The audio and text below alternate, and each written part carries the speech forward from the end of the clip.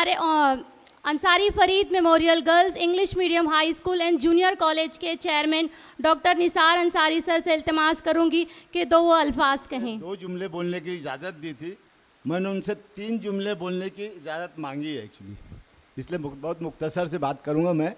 एक तो ये कि सर ने जो नकल की बात की थी, वो हमारे स्कूल में बच्चों को ये तरबियत शुरू से ही रही है कि नकल करने से क्या फ़ायदे और क्या नुकसानात है। इसलिए हमारे जब बच्चे दूसरे स्कूल में जब सेंटर लगता है तो वहाँ जाके वो लोग रोते हैं। बाहर के बच्चे जब हमारे स्कूल में जो सेंटर लगता है वो बच्चे रोते हैं, यहाँ आके रोते हैं। उसकी वजह यह है कि हमारे स्कूल में टीचर हजरात को बड़ी सख्ती से मना किया गया कि कोई बच्चा नकल नहीं करेगा, कोई बच्चा नकल नहीं करेगा। इसलिए बाहर से बच्चे आने वाले वो रोते हैं कि हमको नकल का मौका नहीं मिला। और हमारे बच्चे जब दूसरे स्कूल में जाते हैं तो वो वहाँ रोते हैं कि तमाम बच्चे नकल कर रहे थे और हमको नकल करने की इजाज़त नहीं दी। हमारे टीचर ने कहा खबरदार नकल कभी करना नहीं, तो इसलिए रोते हैं। तो फ़र्क यह है कि शुरू से ही हमारे बच्चों से ये दरख्वास्त की गई है, ट्रेनिंग दी गई है कि नकल से सिर्फ नुकसानात होता है। अगर आपको आगे की क्लासेस में आगे तरक्की करना है ज़िंदगी में तो नकल नहीं करना।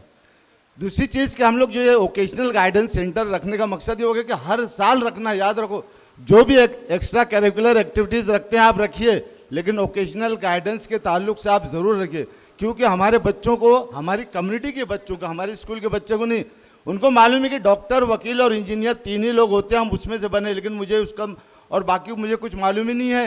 इसलिए उसमें वो लोग जाने की कोशिश भी नहीं करते और वैसी तैयारी भी नहीं करते।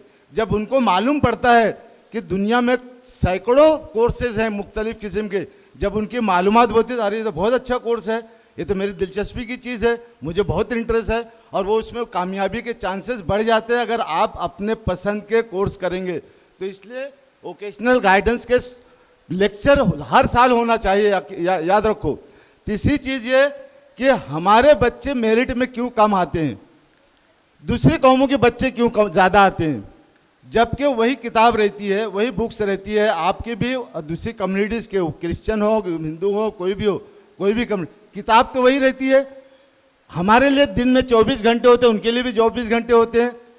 हफ्ते में 1 हफ्ता होता है, उनके लिए भी 1 हफ्ता होता है। महीने में 30 दिन होता है, उनके लिए भी होता है। साल में 365 होता है, उनके लिए भी। तो उनके बच्चे क्यों आते हैं और हमारे बच्चे, टीचर उनको भी पढ़ाते हैं, हमको भी। याद रखो, वो सिर्फ मेहनत ही एक ऐसी चीज़ है जो हमसे और उसमें फ़र्क महसूस कराती है। एक्चुअली हमको मालूम है, हमारे बच्चे जब 2 घंटे 3 घंटे पढ़ते हैं तो हमारी वालिदाएँ, हमारे वालिद साहब बोलते हैं, बेटी तू थक गई है, अब सो जा, अब खा ले, ये कर ले, वो कर ले। दूसरी कम्युनिटीज़ के बच्चे 8 से 10-10, 12-12 घंटे पढ़ते हैं, याद रखो। और वही हमारे जो रिजल्ट जो है, जो फ़र्क जो दोनों कम्युनिटीज़ के बीच में आता है, वही घंटे, कितने घंटे हमारे बच्चे पढ़ते हैं। मोबाइल वगैरह की सिर्फ आने जाने वाला मोबाइल 500 वाला रखो ना, उनको बोलो, बाकी दुनिया की तमाम दिलचस्पियाँ उसको ख़त्म कर दो, इंटरेस्ट सब खत्म कर दो, सिर्फ पढ़ाई में रखो। देखो आपके बच्चे का रिजल्ट इंशाअल्लाह शानदार आएगा। ये कहकर मैं अपनी बात खत्म करता हूँ।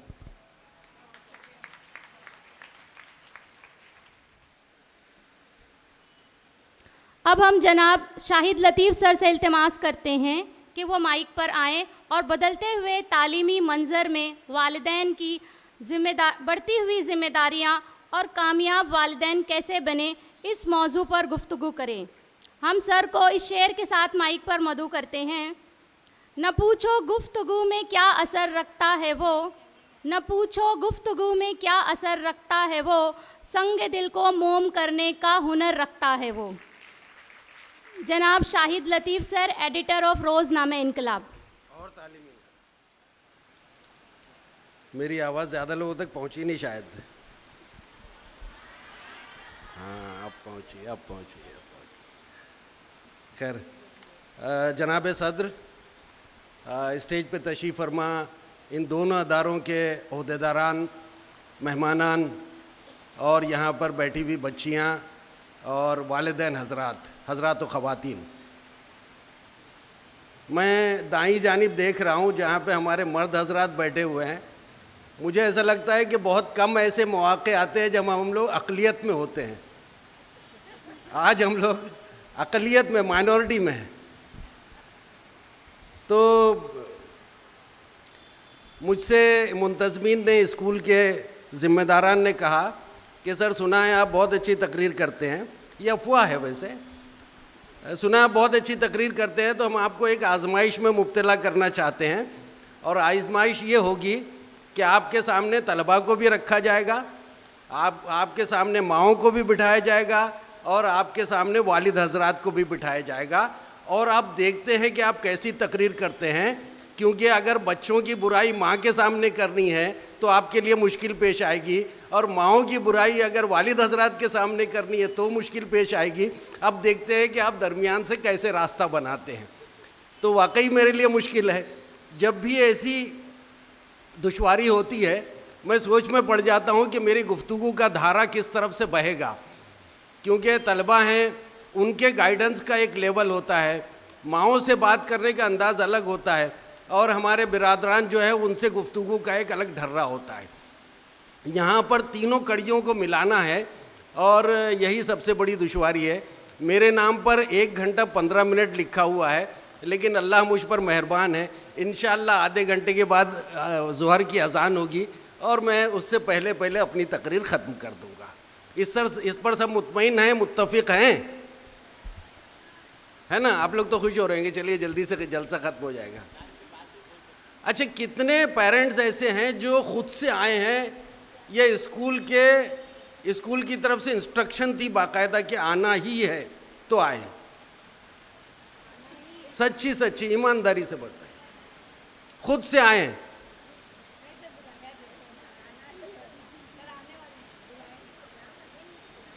देखिए आमतौर पे क्या होता है कि स्कूल की तरफ से इंस्ट्रक्शन जाता है कि पेरेंट्स की शिरकत लाजमी है, तो आप लोग उसको लाजमी करते हैं। और जब ऐसे लोग होते हैं ऑडियंस में तो हम सोचते हैं कि भाई ये तो जबरन लाए गए हैं, तो ये हमारी बात क्या सुनेंगे। लेकिन आपके चेहरे बता रहे हैं कि आप लोग जो है वो बाकायदा दिल से आए हैं, खुद से आए हैं, अपने बच्चों की फ़िक्र में आए हैं। इसलिए जो है वो मैं आपसे गुफ्तगू करते हुए मुझे अच्छा लगेगा। देखिए यहाँ पर जो आमिर सर ने बहुत उम्दा तकरीर की और चंद बच्चियों से पूछा कि कितनी बच्चियाँ इंजीनियर बनना चाहती हैं, कितनी बच्चियाँ डॉक्टर बनना चाहती हैं, कितनी बच्चियाँ टीचर बनना चाहती हैं, कौन शायद मैनेजमेंट भी कहा उन्होंने, मैनेजमेंट में जाना चाहता है। तो ये जो आपकी ज़िंदगी का ऑब्जेक्टिव है,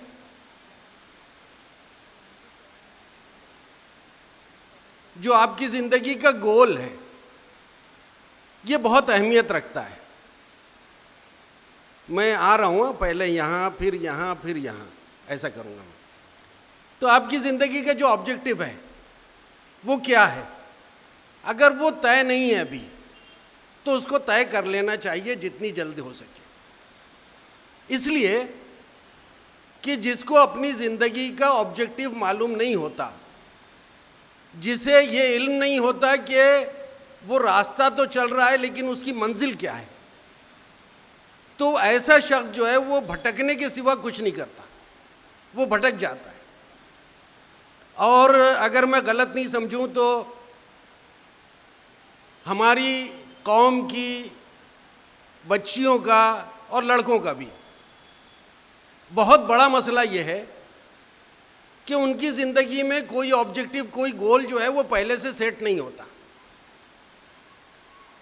सब जिधर जा रहे हैं उस तरफ चले जाते हैं आमतौर पे बच्चे, और जैसा पेरेंट्स ने कह दिया वैसा मान लेते हैं, या जैसा कज़न्स कर रहे हैं, चचा की बेटी और फूफी की बेटी जैसा कर रहे हैं वैसा करने लगते हैं। तो ये जो है वो इन्वायरमेंट से मुतासिर होकर फैसला करना है, जबकि आपको फैसला जो है वो अपनी अंदर की आवाज़ पे करना चाहिए कि मुझे क्या बनना है। तो ऑब्जेक्टिव सेट करना बहुत ज़रूरी है। और चूंकि ऑब्जेक्टिव सेट नहीं होता, आपका हदफ तय नहीं होता, आपकी मंजिल तय नहीं होती, इसीलिए गुज़िश्ता 25 से 30 बरस का मेरा तजर्बा है कि ऐसे बेशुमार स्कूलों में तलबा से, तालिबात से खिताब करने के बाद जब मैं मुड़कर देखता हूँ कि पिछले 25-30 बरस में क्या हुआ, तो मुझे बड़ी, किसी हद तक, बहुत बड़ी हद तक तो नहीं लेकिन किसी हद तक मायूसी होती है कि जहां पर इस कौम के बच्चे बच्चियों को पहुंचना चाहिए था वो नहीं पहुंचे। तो ऐसे हजारों तलबा जो कल यहां बैठे हुए थे आज कहीं और हैं, वो खो क्यों जाते हैं? वो खो जाते हैं यानी भीड़ का हिस्सा बन जाते हैं। और भीड़ का हिस्सा बन जाने का मतलब यह है कि आपने सरेंडर कर दिया, आपने हथियार डाल दिए। तो ये नहीं होना चाहिए।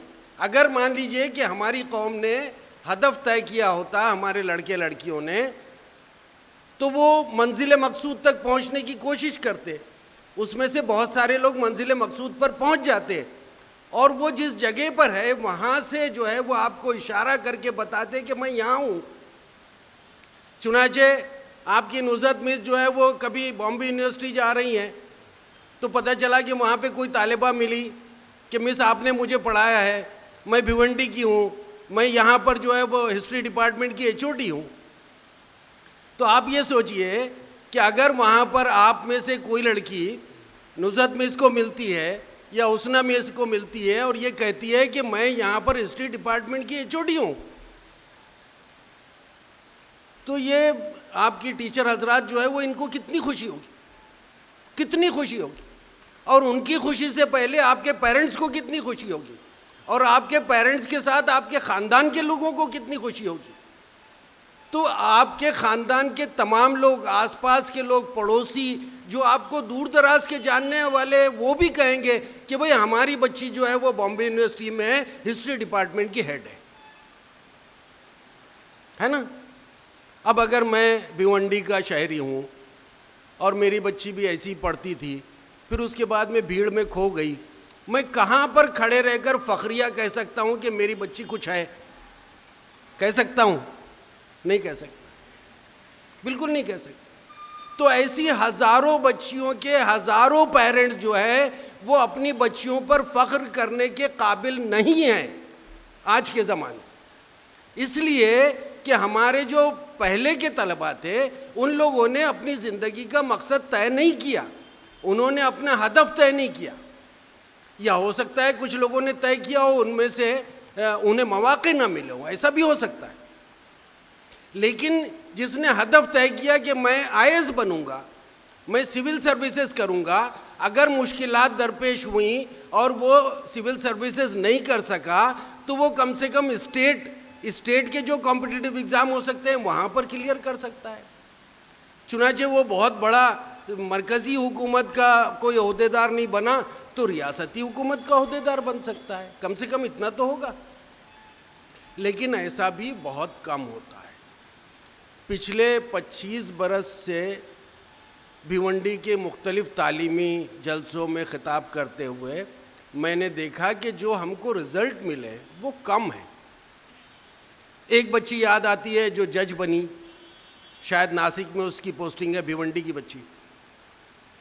लड़कों में काफ़ी अच्छे नाम मिल जाते हैं, लेकिन आम तौर पे लड़कियां जो है वो भीड़ का हिस्सा बन जाती हैं। और मैं आपको डिस्करेज नहीं करना चाहता, बहुत तल्ख हकीकत की तरफ रोशनी डालना चाहता हूँ, पेरेंट्स भी यहाँ पर मौजूद हैं, कि हमारी बच्चियाँ जो है वो स्कूल पढ़ती हैं, कॉलेज पढ़ती हैं, अपने घर से निकल के शादी होने के बाद दूसरे घर में दाखिल हो जाती, एक घर से दूसरे घर का सफ़र और बस।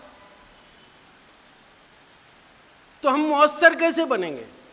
हम चाहते हैं अगर कि मुल्क में कौम की जो हालत है, जितनी बेअसरी हो गई है, जितने मतलब ये कि हाशिए पर आ गए हैं, जिस बुरी तरह से नज़रअंदाज किए जा रहे हैं और हमारे ताल्लुक़ से तमाम चारों तरफ जो है वो एक बेहिस्सी है, तो ऐसे में कौन सी चीज़ आपको सहारा दे सकती? वही जो मौलाना मोहतरम ने बताया, इक़रा, पढ़ो और पढ़ के आगे बढ़ो। पढ़ो पे बात ख़त्म नहीं हो जाती, पढ़ के आगे बढ़ो। आगे क्यों बढ़ो? आगे इसलिए बढ़ो कि तुम मताए ख़ास हो, तुमको एक ख़ास जिम्मेदारी दी गई है।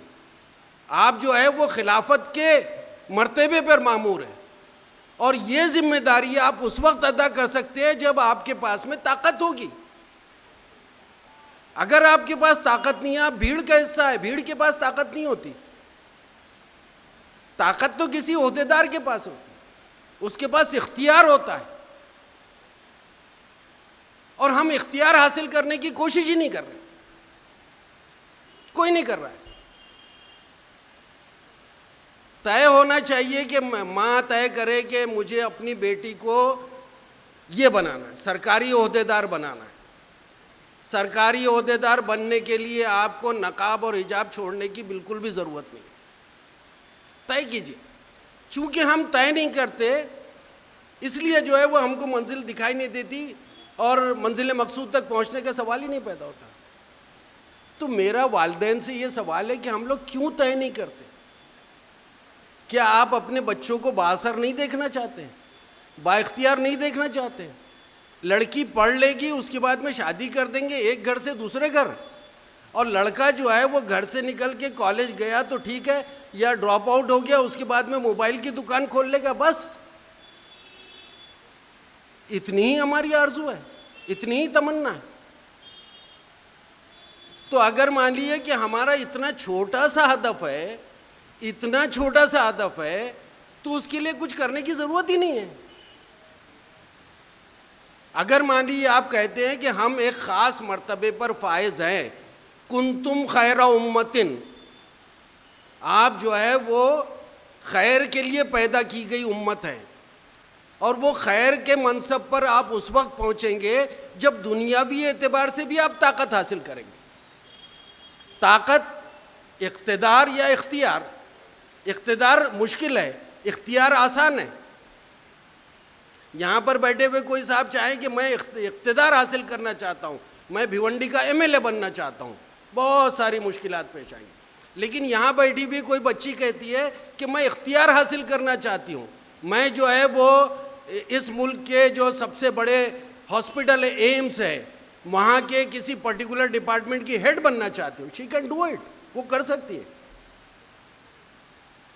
तो इख्तिदार मुश्किल है, इख्तियार आसान है। और आपको ये जानना चाहिए कि इख्तिदार भी चलता है इख्तियार के ज़रिए।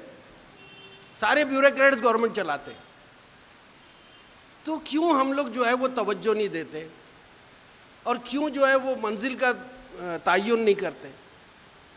अभी मैं आपको चंद नाम बताता हूँ। बच्चियाँ पता नहीं शायद जानती है या नहीं जानती, हो सकता है कुछ जानती हो। एक बच्ची है गोरखपुर की, उसका नाम है ऐमन जमाल,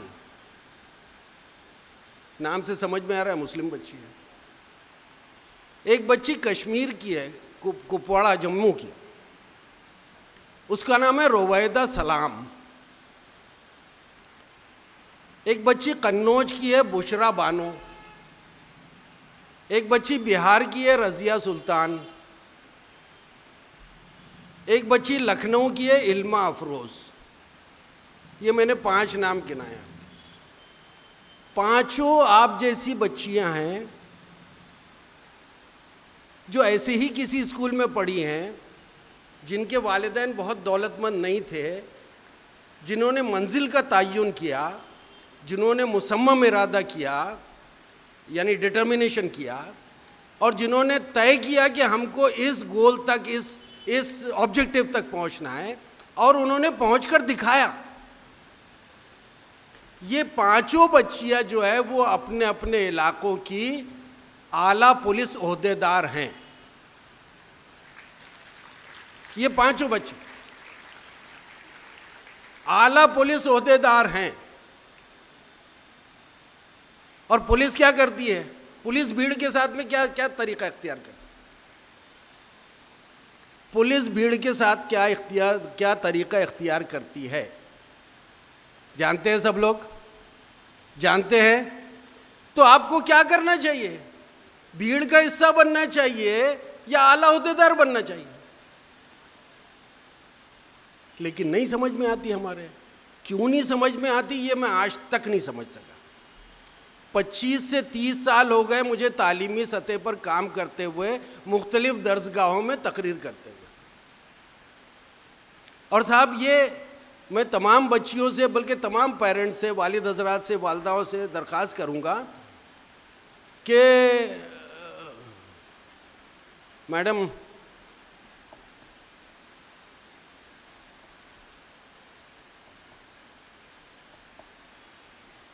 मैं तमाम बच्चियों से दरख्वास्त करूंगा कि यूट्यूब पर जाकर आप ये आखिरी बच्ची जिसका नाम मैंने लिया इल्मा अफरोज़, इसको देखिए, इसका इंटरव्यू देखिए। ILMA इल्मा Afroz AFROZE, इल्मा Afroz. अगर नहीं आ रहा है तो IPS डाल दीजिए, इंडियन पुलिस सर्विसेज। इस बच्ची की कहानी ये है, 2 मिनट रुकता हूं।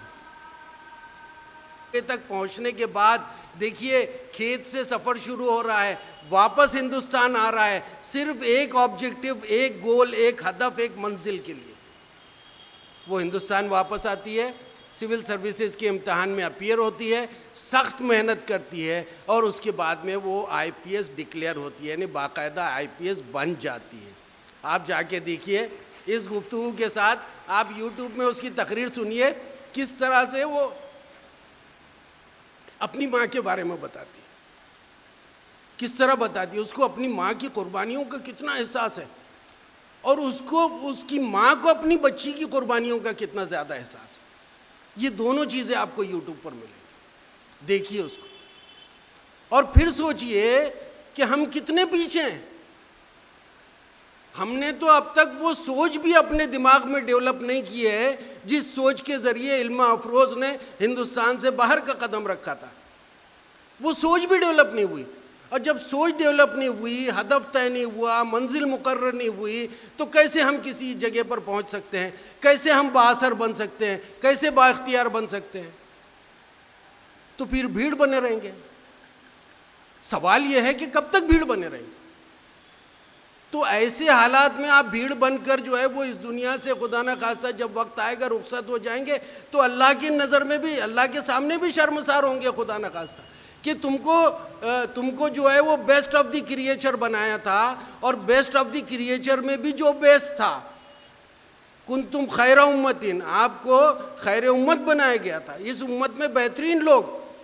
इसलिए कि आपको आगे की आयत में है कि आपको अम्र बिल मारूफ, नेकी की तरफ बुलाने और बदी से रोकने की जिम्मेदारी दी गई थी।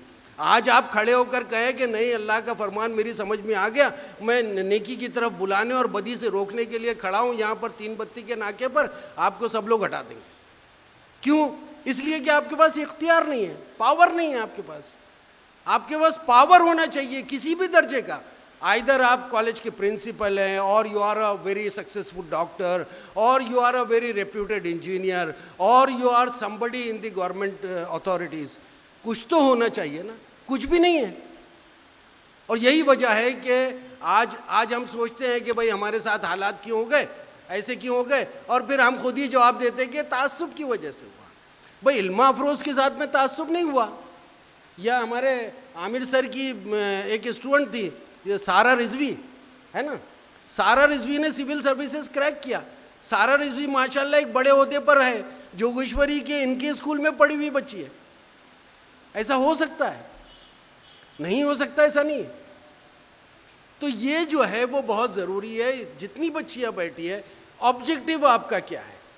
ऐसा ना हो कि आप मुझे 8 साल बाद फिर कहीं मिले और ख़ुद शर्मिंदा हों कि शाहिद सर जा रहे हैं, लेकिन उनसे क्या कहें, उन्होंने कहा था कुछ बन के दिखाओ, मैं तो कुछ बनी नहीं। आप ऐसी बच्ची बनने की कोशिश कीजिए जो 8 साल के बाद हमारे सामने आए, सर अस्सलाम वालेकुम, मैं फ़लाँ हूँ और वो फ़लाँ, और ये इस जगह पर हमने आपकी तकरीर सुनी थी और मैं ये बन गई। तो लुत्फ़ आएगा ना। अब एक चीज़ और मैं जो है वो पेरेंट्स के ताल्लुक़ से कहना चाहूँगा ख़ास तौर पर, कि टीचर कौन होता है। अगर मैं आपसे पूछूं टीचर कौन है, तो आप कहेंगे वो शबाना मिस टीचर है, नुज़रत मिस टीचर हैं, हुस्ना मिस टीचर हैं, है ना, और 4-5 नाम, पूरे नाम आप गिना देंगे, ये सब टीचर हैं।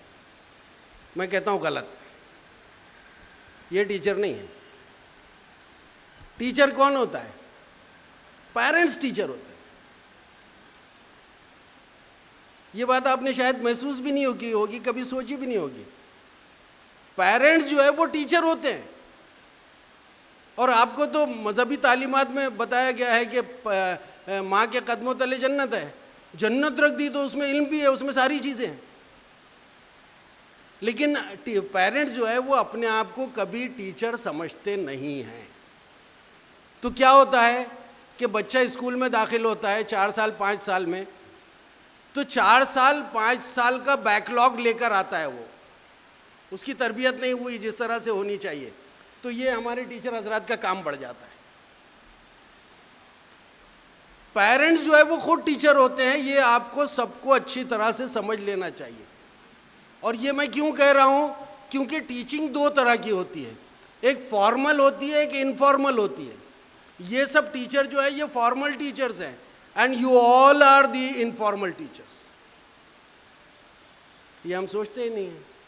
चुनाचे बच्चों को अदब सिखाना, तहजीब सिखाना, उनको ज़िम्मेदार बनाना, उनमें इज़्ज़त नफ्स पैदा करना, उनमें खुददारी पैदा करना, उनको जो है वो एक सोचता हुआ जहन देने की कोशिश करना। अभी मैं एक छोटी सी महफिल में था एक स्कूल में, मैंने वहाँ पर पूछा था हज़रत बिलाल कौन है, तो बहुत सारे स्टूडेंट जो है वो मेरा चेहरा देख रहे थे। हज़रत बिलाल नहीं मालूम उनको, नहीं मालूम है। तो ये काम जो है वो इस घरों में होने का है। तो पेरेंट्स को जो है वो बहुत ज़्यादा कोऑपरेटिव होना पड़ेगा, बहुत सारी चीज़ें बच्चों को सिखानी पड़ेगी, उनके अंदर कॉन्फिडेंस पैदा करना पड़ेगा, तब जाके मैं जो कह रहा हूँ कि ऑब्जेक्टिव आपको हासिल करना है वो तब जाके मुमकिन हो सकेगा। देखिए पेरेंट्स जो है वो मेरी नज़र में 2-3 तरह के होते हैं। एक पेरेंट वो, ये बच्चों के सामने कहने की बात नहीं है लेकिन कह रहा हूँ, बच्चे खुद भी जानते हैं। एक पेरेंट वो जो बहुत ज़्यादा सख्ती करते हैं, they are the authoritative parents. दूसरे पेरेंट्स वो होते हैं जो परमिसिव होते हैं, हाँ ठीक है बेटा, हाँ बेटा ठीक है ठीक है ठीक है, हाँ बेटा, ये ऑलवेज यस। तो परमिसिव पेरेंट्स हैं। ये 2 तरह के पेरेंट्स आमतौर पर होते हैं, या तो बहुत ज़्यादा सख्ती करने वाले या बहुत ज़्यादा आसानियाँ पैदा करने वाले, नरमी करने वाले, इस तरह के पेरेंट्स होते हैं। बहुत कम पेरेंट्स ऐसे होते हैं जो ये दोनों का कॉम्बिनेशन होते हैं, बहुत कम पेरेंट्स। हमारे बचपन में हम सुनते थे कि माँ वो होती है जो शेर की आंख से देखे, और क्या, शेर की आंख से देखे। लेकिन आप लोग याद दिलाए थे कि आपको याद ही नहीं है, आप लोगों को मालूम ही नहीं है।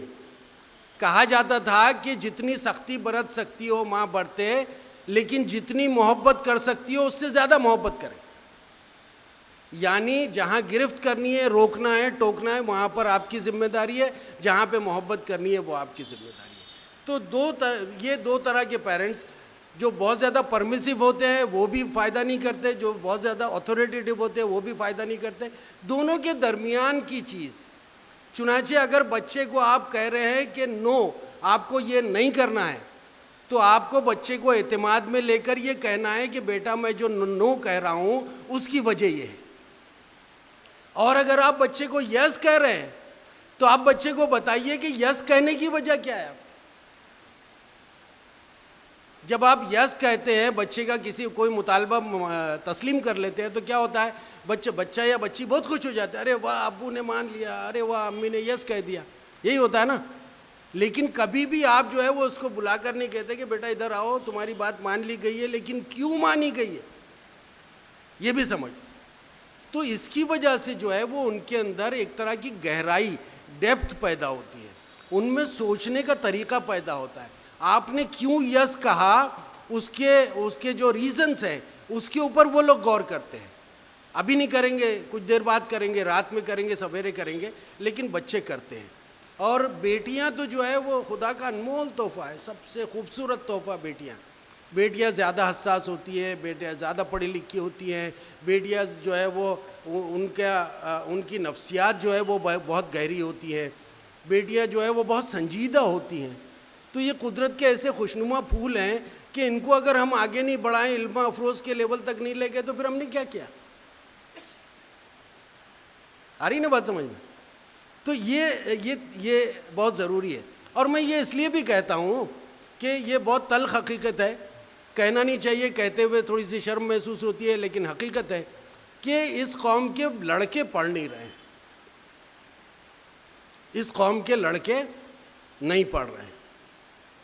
तो फिर क्या करेगी कौम, जबकि लड़कियां पढ़ रही हैं। इस कौम की लड़के नहीं पढ़ रहे हैं, लड़कियां पढ़ रही हैं। तो आप बाइख्तियार किसको बना सकते हैं?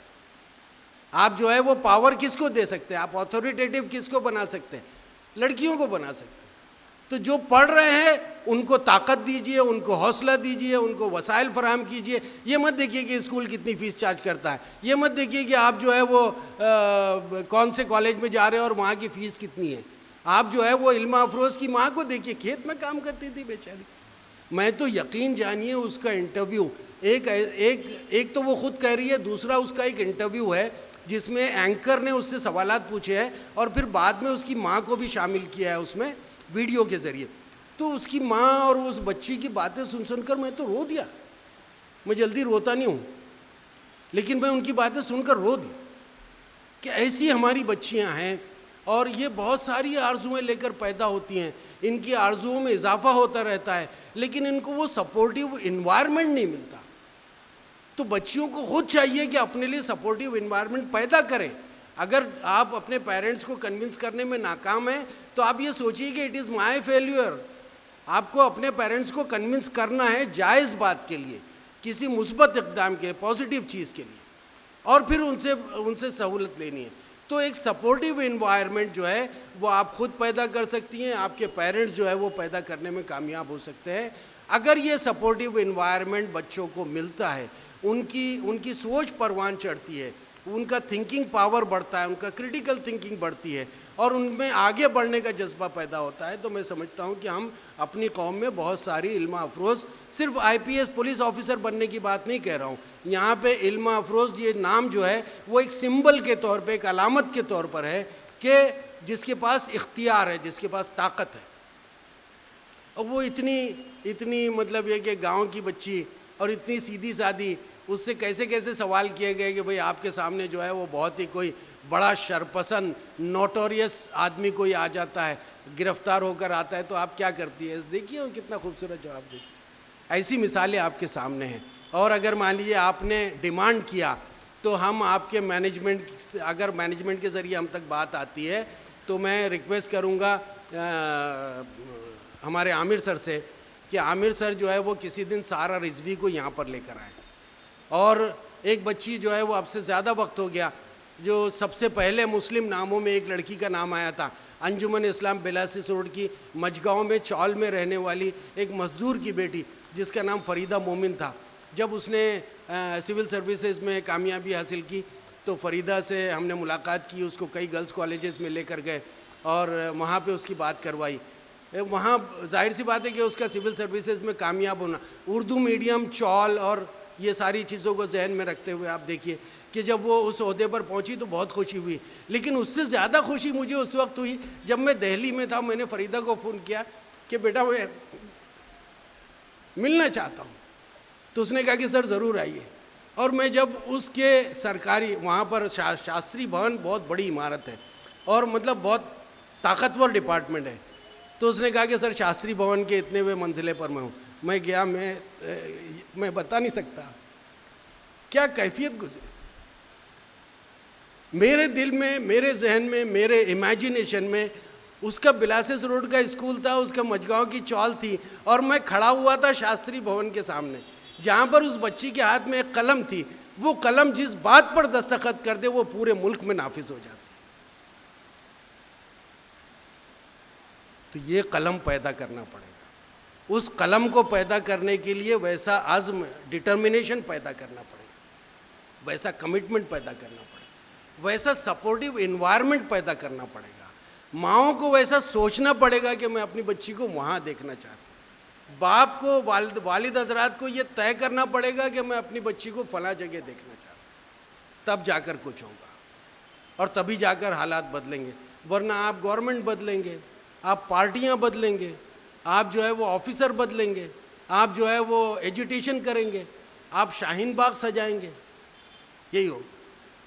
इसलिए कि आपके पास पावर नहीं है, आपके पास ताकत नहीं है। मैं दुआ करता हूँ कि अल्लाह ताला जिस सियाक़ व सबाक़ में, जिस पस मंज़र में, जिस बैकग्राउंड में मैंने ये सारी बातें कही हैं, अल्लाह ताला इन बातों को कबूल करे।